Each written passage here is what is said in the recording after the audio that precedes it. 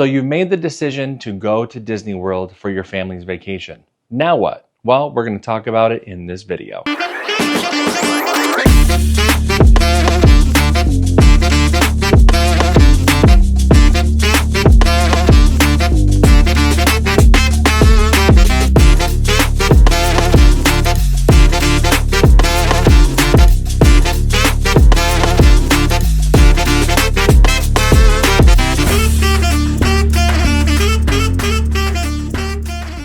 Is this the first time that you're thinking about going to Walt Disney World, but when you've researched or looked up online how to book everything, it can seem a little overwhelming? After all, Walt Disney World is 40 square miles. It is massive.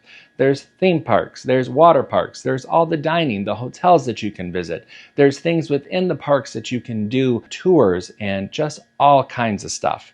Super fun, but can be super overwhelming. This series is designed to take the overwhelm and the fear out of the vacation process. I'm going to be showing you in real time how I plan a vacation for my family of 5. So if you're excited to get booking, make sure that you like and subscribe to the channel, and I will see you in the first video.